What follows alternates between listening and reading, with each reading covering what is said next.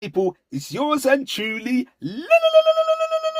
Lazer LFC. Big up to Daz TV.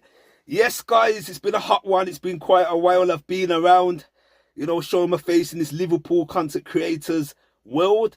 But yeah, man, new season for 24/25, which kicks off in a matter of days. Liverpool versus Ipswich Town at Portman Road, an away match to start the campaign under our new manager, Slot. Arne Slot.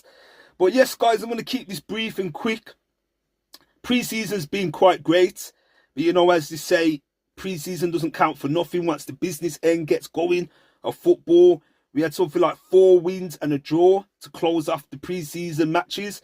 We had a few matches away in the States. And then we had our final match. We had 2 games actually at Anfield last weekend. A game in front of spectators, which ended 4-1. And then there was a behind closed doors game, which ended 0-0 with a second string side.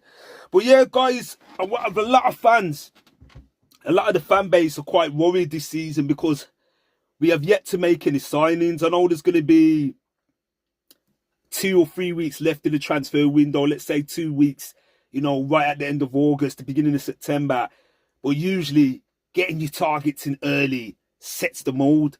It sets the pace. It sets everything going. The new signing could gel with their teammates. They can have a pre-season under their belt. And it's quite worrying, for Liverpool that we haven't made any signings. And I could see 2 flip sides of the coin. Arne Slot wants to work with what he's got. He's had a look at who he can work with in pre-season. If it's right, I can do this X, Y, and Z with X, Y, and Z player. But I still believe it ain't going to be enough. Is the target just to try and get top 4? Is it to just stay in top 6? Is it a title challenge? I'm afraid not, guys. I don't see a title challenge happening this season. For me, we definitely need a proper 6. It looks like players like Curtis Jones. You're going to have your Endo, if he's still going to be playing for Liverpool. McAllister fitting in the 6. But I would prefer to see a recognised 6. We haven't really replaced the 6 since Fabinho left 2 seasons ago. Well, last season. Well, it's going to be 2 seasons now, guys. You know what I mean? But the defence still is a bit of a worry for me. I feel like Ibrahim Konate is injury prone. He can't keep fit. For the duration of the season, we can get about 20 games out of him, Premier League games. But you got to remember as well, guys, we've lost players like Joel Matip that has a lot of experience, a senior player in Matip. He's finished now. He ain't no longer playing for us. We also lost Thiago. Although he was injury prone, we didn't really see much of him last season. We didn't see any of him apart from, was it 1 or 2 games, a little appearance? I think it was Arsenal away at the Emirates in February. Well, we got Van Dijk, we got Kwanzaa. He showed what he was capable of last season. I'm quite impressed with him, but he's still inexperienced, guys. We still need another recognised centre-back for me personally. We got the usual suspects like Robbo, Gomez can interchange on the left or on the right. You can play at the back if need be as well. We got Trent. But the thing is, a worry with the contract situation, you just never know what's going to happen in football. Is he going to re-sign, or is Trent Alexander-Arnold going to leave his boyhood club?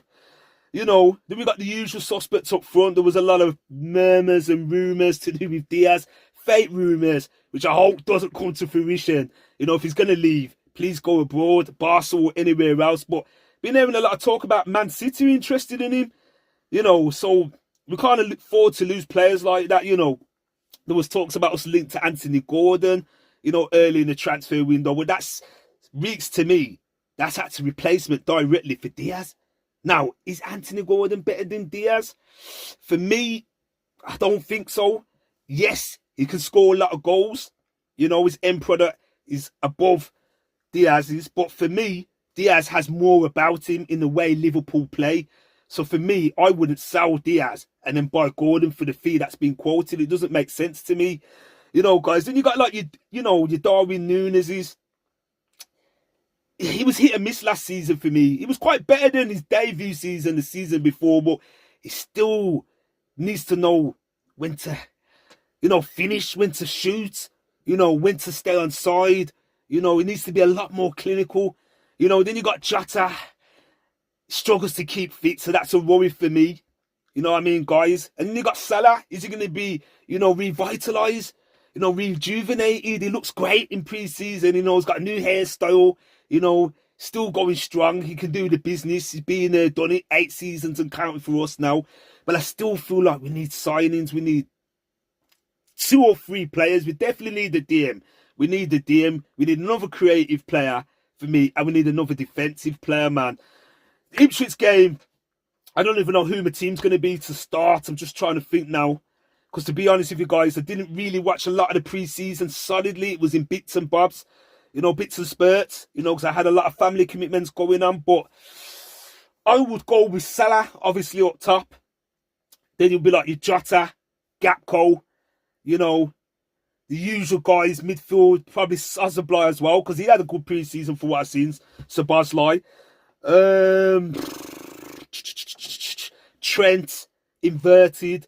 The usual suspects, guys. Van Dijk at the back. Whether it's Konzo or Konate, Robertson, Bradley right back, and then Alisson in goal. It's not going to be an easy game, because if you remember, guys, the last time we played Ipswich was 22 years ago, and we were the team that sent them down away from home, and I think we beat them like 5-0 or something like that. So it's going to be an early kickoff game, which historically we don't do too well in those games. Away from home, Portman Road,